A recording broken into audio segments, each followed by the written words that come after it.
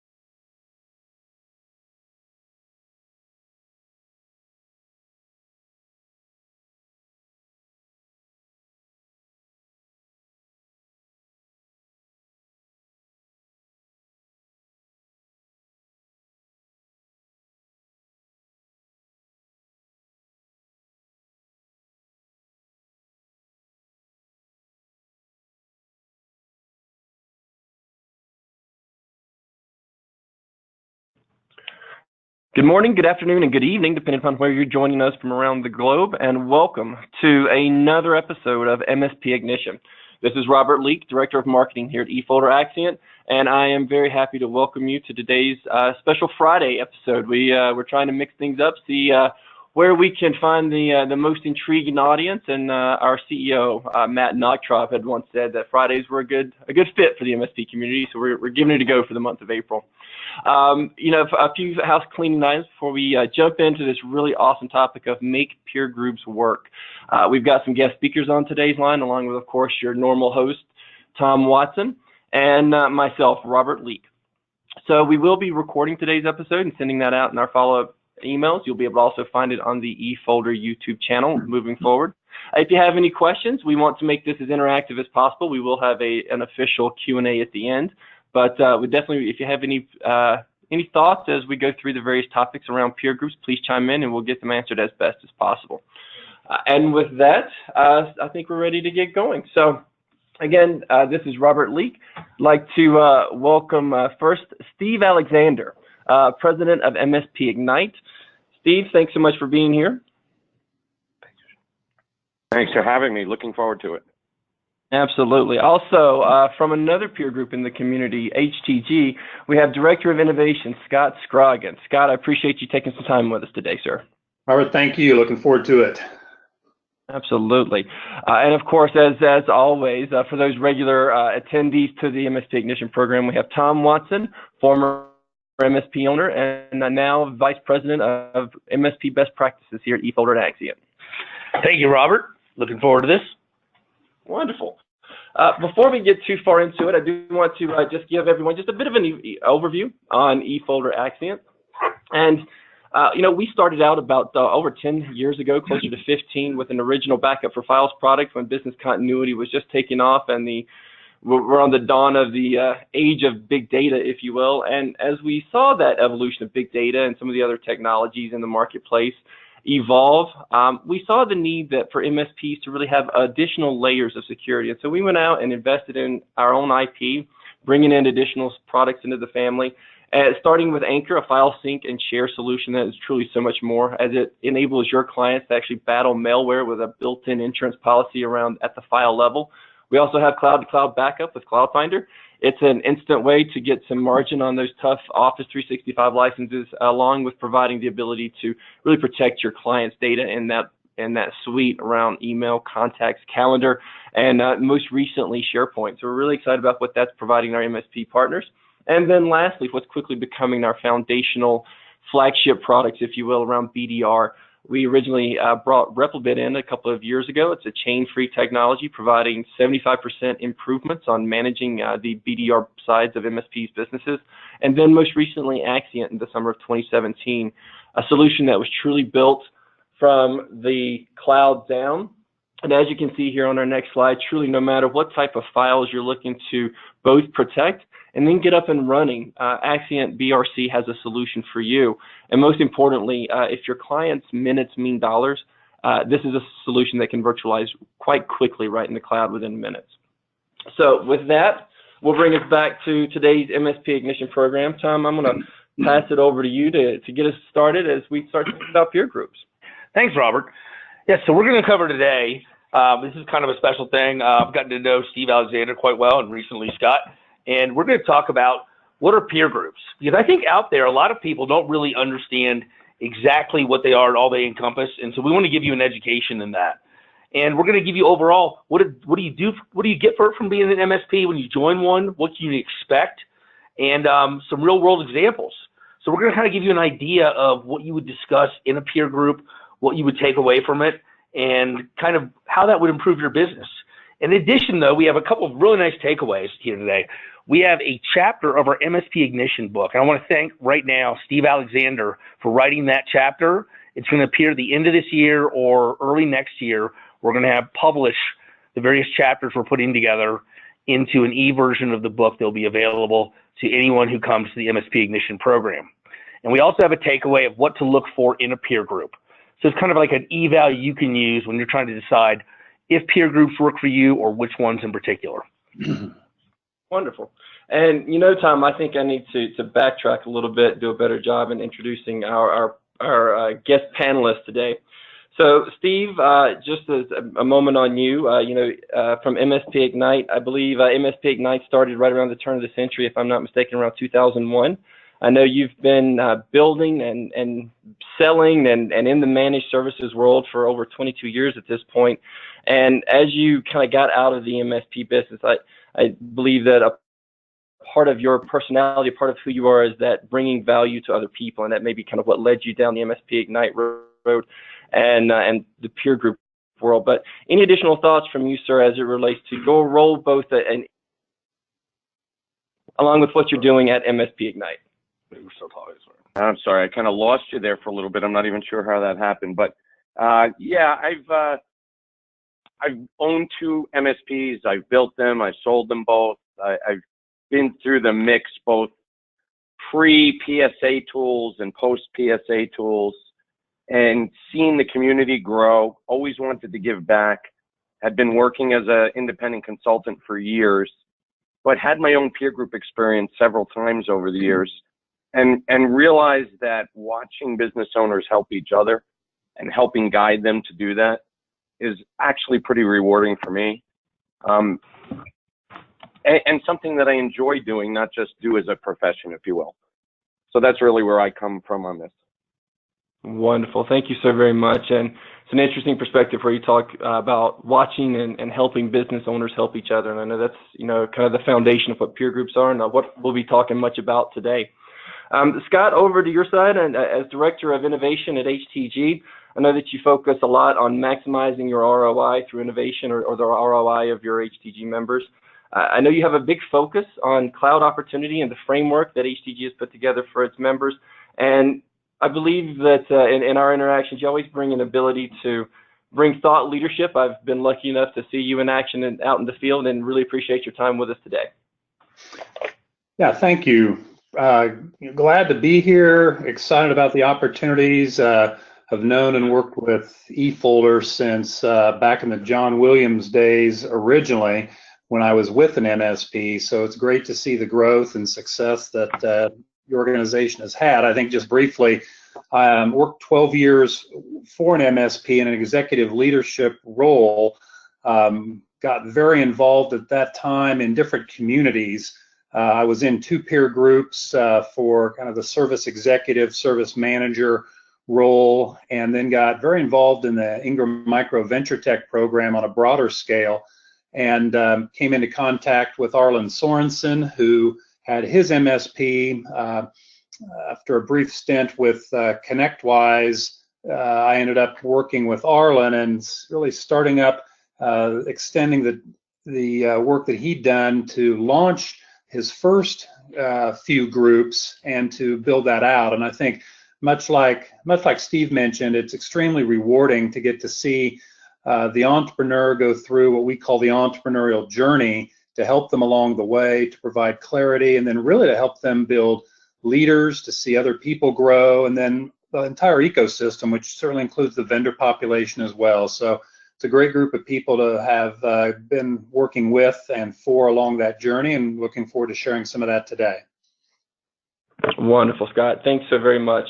And again, just to bring Tom back up to the forefront as well. So Tom, you've certainly had your experience growing MSPs and selling them as well. So any additional background from you today, sir? Yes, thanks, Robert. For anyone who hasn't been on with us before, I owned an MSP back east for 15 years, and I sold it 3 years ago. And I enjoyed retirement, but I wanted to come back in to work and come to the other side, and had a wonderful opportunity from Matt Nachtrub, our CEO here, and I run MSP Ignition. Also want to tell everyone, if anyone's going to be at Kaseya Connect next month, I will be there. Please stop by and talk to me. Thanks. All right. Thanks so much, Tom. And as we get going, we're going to launch the first of some polling questions. So for those of you on the line, if you're multitasking right now, now's the time I'd ask you to stop and just pay attention to the screen. We wanted to just find out, kind of about the size of the businesses for those on the phone with us. You will see a couple of questions, or a couple of answers, I should say, listed twice. My apologies for that. So if you can maybe just think of that first line item as a 0 to 3 or 1 to 3 employees, yourself and a couple of others, and then look at the other 3 bullets as they currently stand. So apologies for the confusion there. We'll take our producer out and lash him a few times after today. So as he shakes his head disparagingly, but no worries, Sam. Really appreciate it, and we're going to close this up. And Tom, I think this is going to bring us to our next slide. Yep. Great. So here we're talking about if you have an MSP out there, you need to think about, are you getting what you need when you're kind of operating in a silo of some kind? Are you actually interacting and get the information on what's up to date? Are you talking to your peers? Are you in contact with them? You may be in an area where you don't have that much contact or with other ones, or you may not want to share directly with the people right around you, and that's understandable. Or it may be that you don't get out, or you don't want to go to the typical conferences and trade shows that are kind of a mixed match of what you learn and mostly, being sold to. And that's not maybe what you want. And so that's why you might want to look at a peer group. And I find that it's a very good solution, especially if you are at a point where you're stuck or you need to know how to grow your business and you want somewhere where you can go that's a controlled environment. And I like what we have up here, which is comfortably uncomfortable. I believe Steve threw that in, and that's probably a good way to put it. Somewhere where you can be in a closed, controlled environment, but you can feel all right about what you're sharing, knowing it's not going outside that room, but people are going to give you positive feedback and help you grow your business. And also, you can serve as an advisory board to others. One of the greatest things I enjoyed in the later years of owning my MSP and now is giving back to the MSP community, being able to share my experience and talk about what I learned and helping others grow. It's amazing to give someone that information and watch them not have to go through the learning curve you did on something. And also, I really like this last one too, group therapy. That's true, because you know what? All of us out there who have owned MSPs or do own them, we've got a lot of the same issues. We've got overhead, we've got employee issues, we've got the wrong clients sometimes, we've got decisions to make about what software applications we're going to subscribe to, what we're going to buy, how we're going to sell it. And you know what? Having a group of people that you can talk about that or just your feelings about it is important. You can bounce it off of them. Awesome. Yeah, and Steve, as it relates to, your experience as, owning an MSP before you kind of got the life started with MSP Ignite, would you mind maybe just giving us a little perspective about kind of what you felt like maybe you were missing, or what was the inflection point that really brought MSP Ignite to kind of going from an idea to coming to fruition? Yeah, I actually knew I was going to have peer groups long before MSP Ignite started. I ran a business advisory group in conjunction with my last MSP. It was local, it was non-industry specific, it was just a group of local business owners commiserating and challenging each other on different points of business. But they didn't have the understanding of my business the way a group of people in the same business would. And then I was fortunate enough to be invited through Tech Select to join a peer group. They really paid for me to join a peer group and said, we want you in this. We want to see your business grow. And I learned quickly how the collaboration and the challenging and accountability of having other business owners call me out, if you will, and show me the way to challenge my own numbers or challenge my own feelings about a service model really helped me take the business to the next level. Wonderful. I think that's certainly a common point, taking business to the next level. And in that, I want to bring everyone's attention back to the screen again. If you've kind of drifted away, we want to get a little bit more insight from you, especially as it relates to peer groups and the kind of the thought process around peer groups, and really understand, as it relates to your own personal business, how long it's been operating, how long you've been running. We'll get to a little bit more applicability to the peer group side in a little bit, but just as it relates to, how long have you been in business? And right now, just looks like we've got a vast majority of the audience who are been in business for 6 or more years. And I think that's an interesting point to where, when you're first starting, sometimes you don't know what you don't know. And while peer groups, I think, would be great in those early years, seems like the partners I've been lucky enough to work with have gotten the most out of it once they've gotten their legs under them a little bit. And I think, Steve, to your point a moment ago, take things to the next level. So with that, we'll close this up and bring us to the next question. I think that revolves around the idea of, why do MSPs, or what do MSPs get from joining peer groups? And as someone who's been able to spend a lot of time out in the field and spend a lot of time around partners, I think it's interesting, all the various aspects that come from it. So whether it's the, forced time to work on the business, and I don't think that comes down to the time at the peer group meetings. I think that's the time preparing for it, to make sure that you're keeping that business strong and you're keeping the day-to-day going, but you're keeping the strategic side, the minutia going around your financials, understanding everything that you need to do. And that brings it right back down to the accountability side. So one of the things I certainly hear the most is just the accountability, not only yourself, but the others in the room who you're working with. And then most importantly, kind of thinking about that as it relates to those who work for you back at home and keeping things in play. Strong shoulders when warranted. I think we've all had those moments in life. I always think of the Stand By Me movie, one of my favorites growing up as a kid. And, it's really a journey of 4 kids who go off to, kind of that next chapter in life, and you need each other. And sometimes when we're working a small business or a medium-sized business and we feel like we're doing so much of our own, I kind of looking at the next point, I know I burdened my wife with probably too much business talk as it is. So once you start ramping that up and start thinking about, again, that minutia and what really keeps the light bulbs on at night, sometimes bringing that stuff home isn't the best, but getting in a room with like-minded individuals who share the same concerns really comes into play. It kind of goes down to the whole partner conflict strategy and growth and exit strategies as well. But I want to turn the mic over to Scott for a second. Because, Scott, I know that you had mentioned earlier, you talked about, I think one of the things with HTG is get awkward. But from a directors of innovations perspective, I know, there's a lot of things that people focus on in peer groups. But what do you see from, those that you're working with, and kind of why and what they're getting from working with HTG? Well, I think from an innovation perspective, the thing that people tend to focus on right away is what's the new offering, what's the next thing, is it cloud, is it security, is it something else down the road? And we have programs and tools in place to help people on that path. But what's really been interesting is to see how we broaden that conversation into areas such as process and projects, such as actual people and culture, business models, management systems. So there's a lot of innovation that is done internally that the customer doesn't see directly. So broadening that conversation can involve a lot more people, have a lot more cross-functional benefit.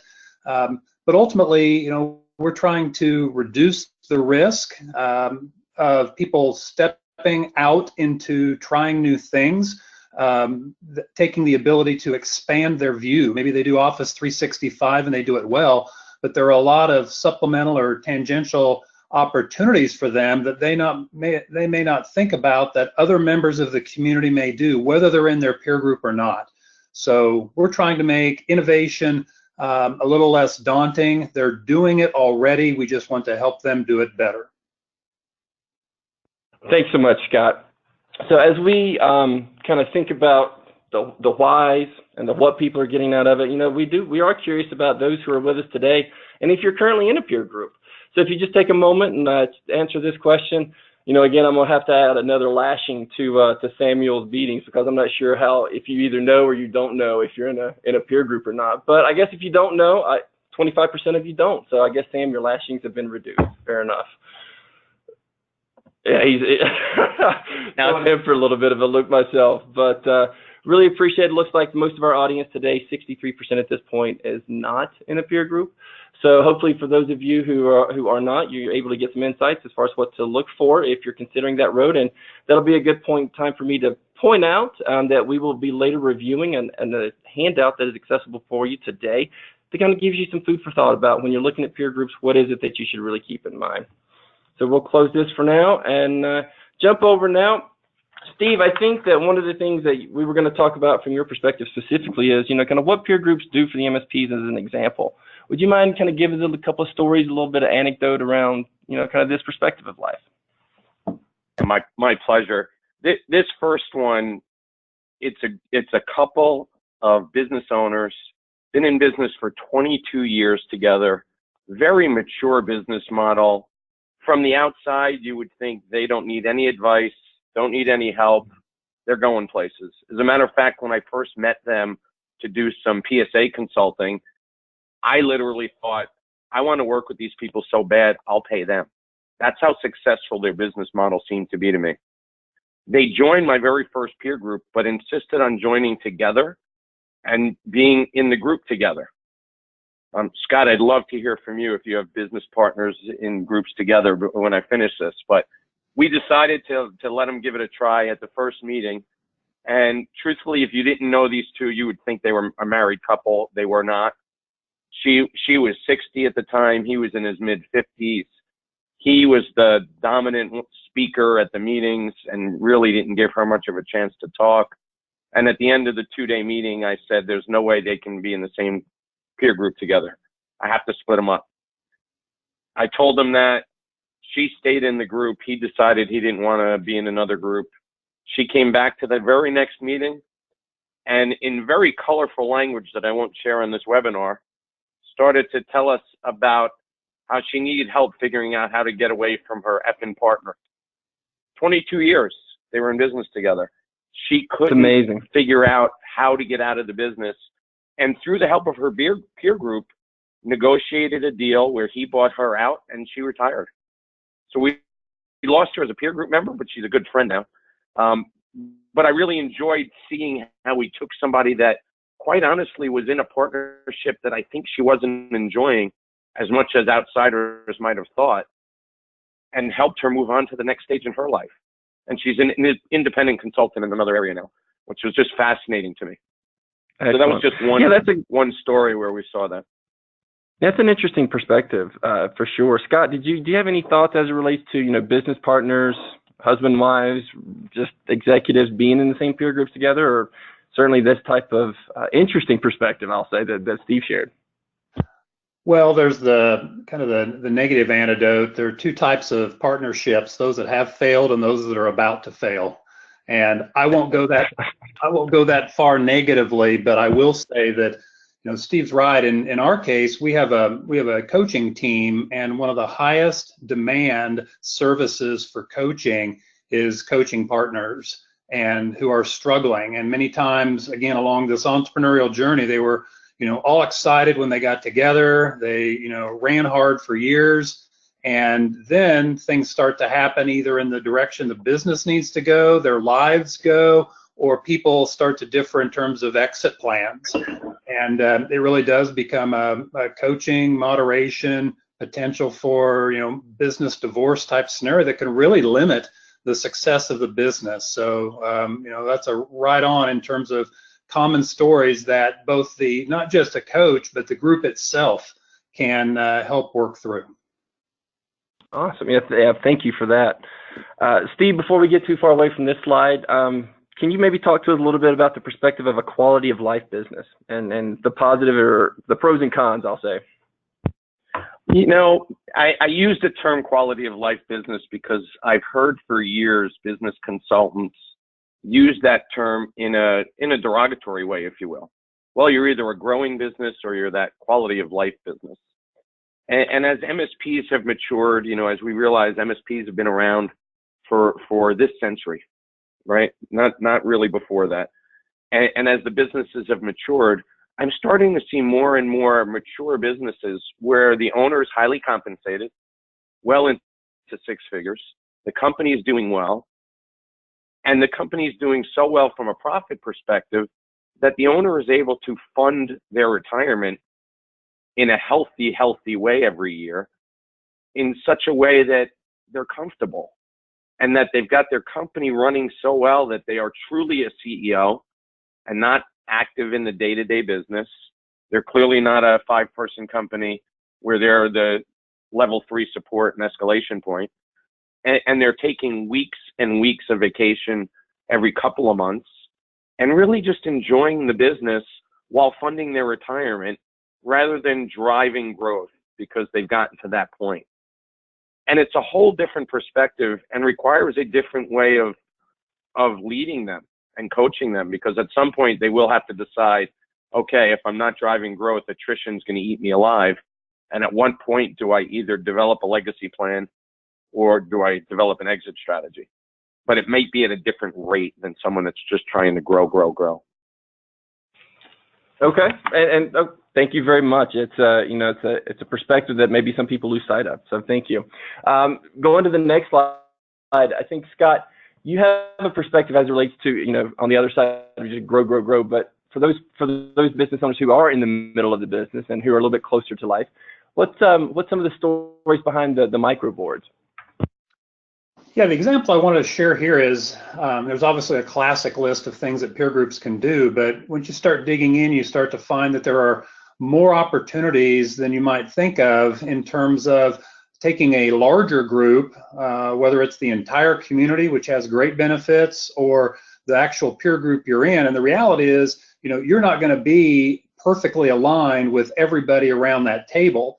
There are going to be certain things that you have a mindset alignment or a technology or business model alignment with. So the story I wanted to simply share here is, the ability to form smaller groups, and they could be arranged in any number of ways that allow people to work more closely, more intensely, have more understanding of each other's goals, financials, plans, has proven to be a very beneficial opportunity within peer groups. I've got, and they're not for everybody and they're not for every group. They're kind of a tool that is applied when that tool is needed.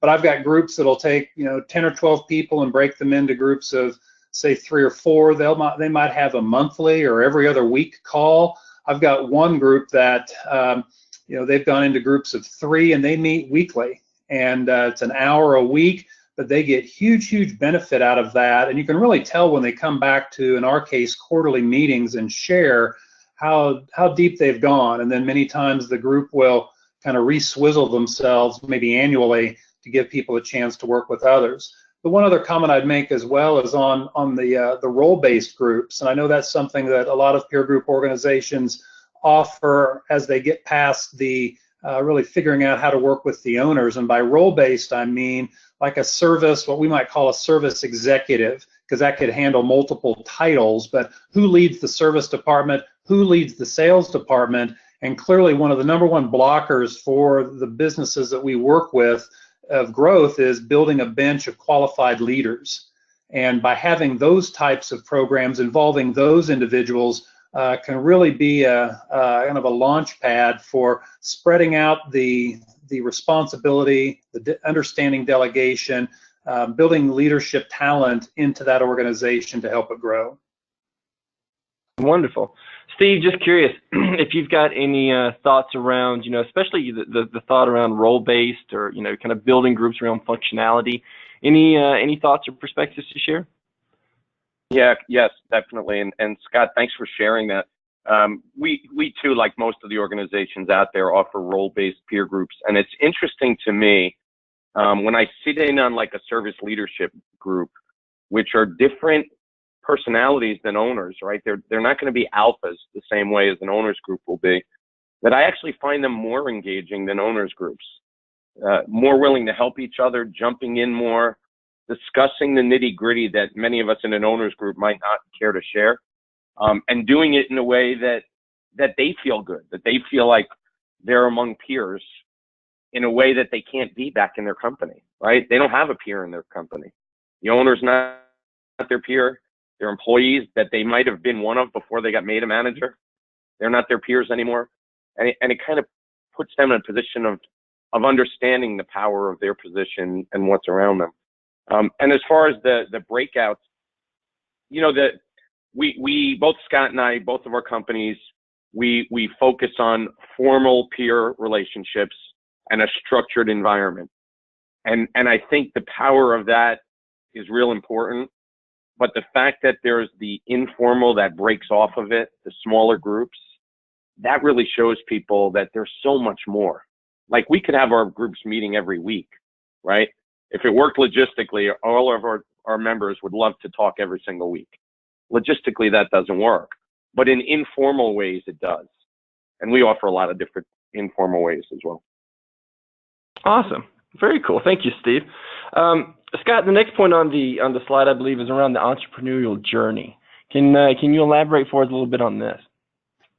You bet. And I mean, everybody, whether they admit it or not, is on an entrepreneurial journey, just like we talk about customer journey and buyer journey. But in our case, you know, we worked with Service Leadership, the financial benchmarking firm, and they have a kind of a profiling system they use that is the operational maturity level. And that's very, very useful also in terms of helping place members into groups that are a good fit.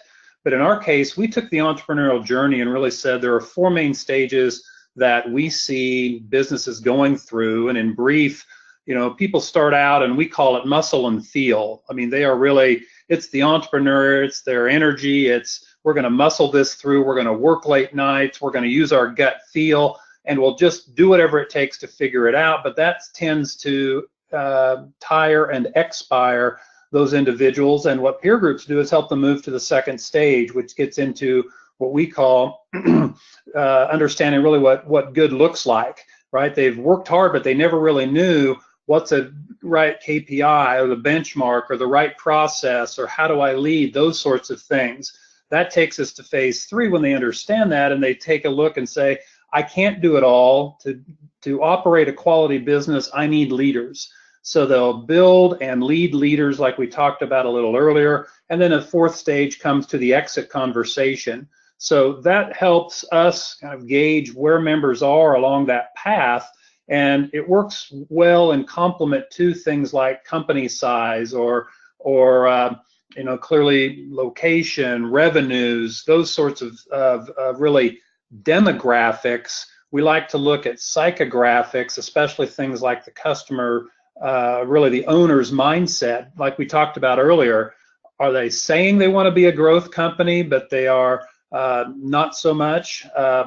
And how do we understand that? How do we help them along that path? And it's really been a good clarifying example for members in the group that I facilitate and others in our organization to really feel like they have a journey that they're on, they know where they are, and they're humble enough, and as was stated earlier, you know, comfortably uncomfortable. We use the term get awkward, but really they can push into those times in the meeting and say, I need help. Excellent. Appreciate it. Thank you so much, Scott. A moment ago, Steve, you had mentioned, I think you used the differences between owners and those who work from, I think, specifically in service delivery, and, you know, different personalities. You know, one may be a lot less alpha than the other. Can you talk to us a little bit about, you know, kind of service delivery and maybe a story behind what happens when things aren't up to par? Absolutely. This is actually a fairly new member that I'm going to relate a story to, and he attended his first in-person meeting a few months back, and shared with his group that he thinks he's got a real profitable business, but he's struggling to get the work done. Like, service delivery just wasn't up to par. Mind you, when we looked at the numbers, I didn't think his business was all that profitable, and I had to wonder why. And as he was sharing, one of the examples he gave was, well, you know, to deploy a PC is like a 11 or 12 hour procedure. And everyone else in the room just kind of looked and said, what are you talking about? And he said, well, that's how long it takes us. And oh, by the way, we're in a hardware as a service model, so we're replacing PCs all the time. We actually ended up sending someone to his office for a couple of days to really evaluate their procedures. And what we learned about this was the procedures were actually fine, but they were spread out in 3 different offices with 3 different admin people running the show at each office. But when push came to shove, everything relied on the business owner's way of doing things. No one was allowed to think. No one was allowed to make decisions without the owner. The guy could not get out of his own way in saying, you didn't put 1 minute of your time into the system, therefore you're not working, I'm not paying you. So he was a dictator, which, by the way, in peer group, we never saw. Like, it wasn't his personality. No one saw that coming. And when the report came back to me, I literally said, are you making this up? And he said, no, this guy is a dictator. His employees, by the way, he's in a pretty remote part of the country. And he said if his employees had an option, every one of them would leave. They would quit. And they punch a clock and do the work and they get out of there. And we've had to sit and talk to him about, this might be your model, but you'll never be able to grow because you're not empowering anyone to grow within your company. And I'm happy to say he was on a call just yesterday with us where the guy was almost in tears, by the way, but he said, you guys pointed something out that I've known but never acknowledged. And I need to figure out how to change it. Yeah, it was powerful. You know, it was a nice thing to see. Obviously, we hope he can do it. Change isn't easy. But it was a nice way of seeing that somebody acknowledged that they're not doing it right, even though he's been in business for a long time and feels like he's pretty successful and owns the area he's in. But that doesn't mean he can go anywhere with the business. All right. Well, you know, I think that's and that's the point, right? Not going anywhere, not going in the right direction. And I think to your point here on the, you know, kind of bold portion of the bottom side of the screen is, you know, focus, understanding, and the inspiration, right? Because I think people need to be inspired. People need a reason that if something does need to be changed, they need a reason to do it and an inspiration around it. And I think we've talked about the support to get through it as well. So Steve, thank you so very much. Scott, No as we come up on this next slide, you know, as we think about, you know, the input, wisdom, and impact, not unlike I think what we were just talking about with focus and inspiration, but can you talk to us a little bit about, you know, that perspective from you? Yeah, I think there's always that question of what am I going to do in a peer group meeting, and how is the time going to be structured, and what is the facilitator's role, et cetera.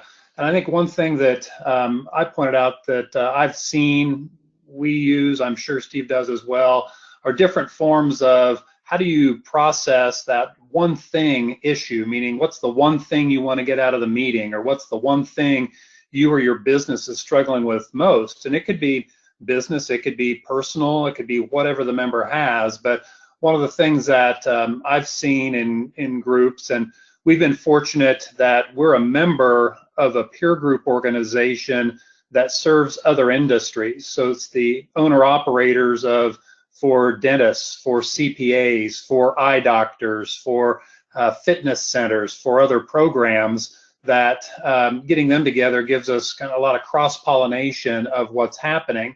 And specifically here, you know, it's one thing just to say who's got something they want to talk about, kind of like a parking lot topic you might have even in a user group setting. And in the case here of really asking for a little bit of preparation and thinking by the individual in terms of really kind of profiling the issue they want to discuss, sharing it prior to the meeting, getting some initial feedback. And we had one member who in the course of a year went through a number of major decisions. I list them here, like, do we buy a new building or do we stay where we are?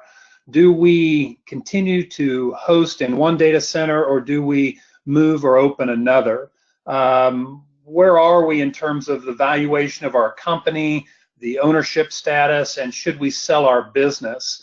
So those are 3 sorts of things that sure, they can become, the classic bar conversation, but how do you really formalize it to get the most wisdom in the room, pointed in the right direction and helping that individual so they really got high value? And that's what I talk about, amplifying those elements. We know it's in the room, but it doesn't just magically appear. How can that be structured to really help people move forward? All right, thanks so much, Scott. So, I think the audience was able to get a lot of really good perspectives as it relates to the various challenges that business owners and peer group members are faced with and rely upon both the leadership and their own peers to get through. One of the things that we did want to talk about is just talent, and bring a true example up to the forefront in our conversation here. We know that talent is always a challenge, in the technical community, I think, as a whole, and certainly at the level for MSPs trying to find the right talent, depending upon where you're located, what type of, candidates you can find, et cetera. But Steve, as it relates to, kind of your perspective and some thought around talent, both finding it and growing it and keeping it, right? I think that's the three big things here. What's the perspective of yourself and both your experiences and what you guys talk about at MSP Ignite?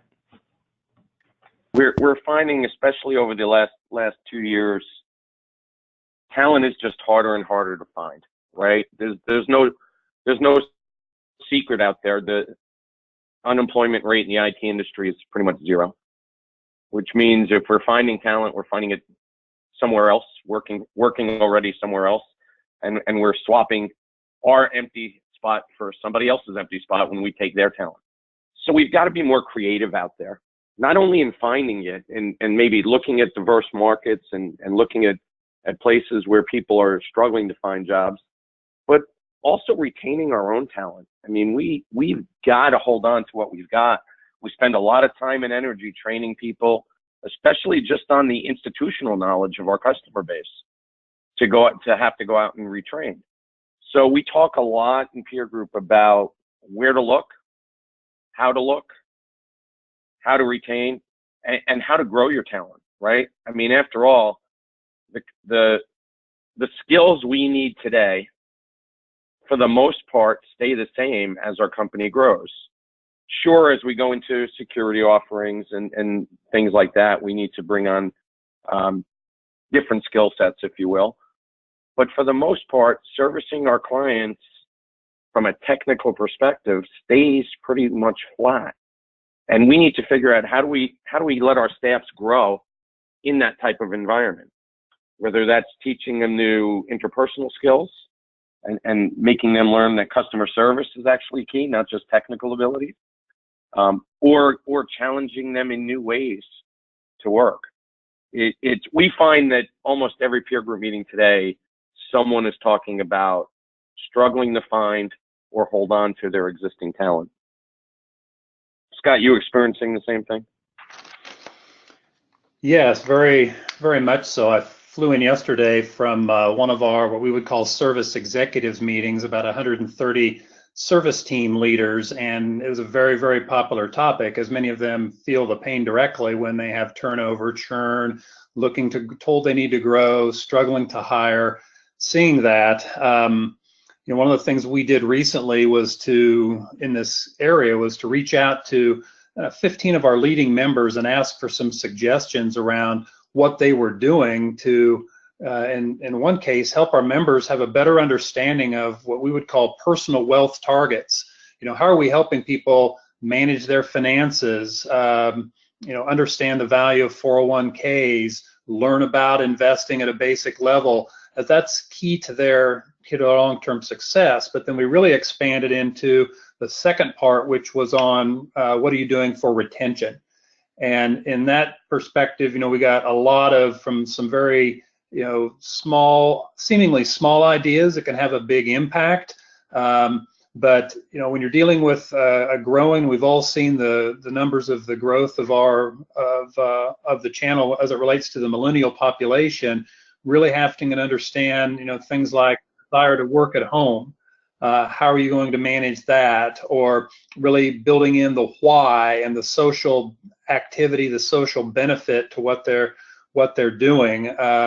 employee engagement. You hear a lot now about, in addition to CSAT, you hear the ESAT and the tools that are being used there. So it's a huge topic. The companies that fail to address this and lead in this area are going to be struggling if they're not so already. Awesome. Appreciate it. And thank you both for sharing those thoughts around the idea of talent. And, you know, that brings us right around the 45-minute mark of today's show. And I think we're going to start wrapping up here. Wanted to just take a moment and make sure that we pointed everyone's attention again to the slide that you're looking at now, thinking about kind of what you're going to be taking away from this. As it relates to looking for peer groups, thinking about what types of peer groups fit for you. And that's really what it comes down to when you look into this type of an investment, both from a time and an effort, and really what is going to be the fit for you. And these are just 7 points that we worked with Scott and Steve on as it relates to kind of the peer group perspective, to make sure that, you know, they, I think, as much as the members, want to make sure that there's a good fit. So this is just an easy way that as you start doing research to kind of keep in mind a few of these big bullet points. And then lastly, before we lose everyone, we wanted to just get a feel for, hey, are you going to maybe take that step forward at this point? Are you ready to, you know, you've been thinking about it. You've heard a lot of great insights today from 2 leaders in the peer group community, and would just love to understand if this is something that you're ready to move forward with. So looks like there's most everyone is in that likely to very likely, about 60%, and then a few 40% are still on our maybe side of the house. So folks, again, for those of you who are ready to kind of take that step forward, hopefully today's been very useful to you.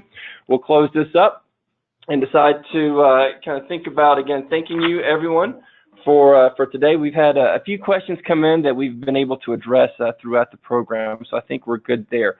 And again, we want to make sure that we thank Steve Alexander of MSP Ignite. You can see his contact information here along with the website to MSP Ignite. And Scott, our thanks to you and HTG as well. So we'll leave this here up on the screen for a little bit more. If you folks would like to take you guys' information down, maybe grab a snippet tool. That's usually my go-to for when I need to steal a slide or something in a webinar fashion. Yeah, but with that note, we will, again, just a reminder, we'll be sending this out to everyone as a part of our follow-up. So again, Scott, Steve, thank you both for your time. Any last thoughts?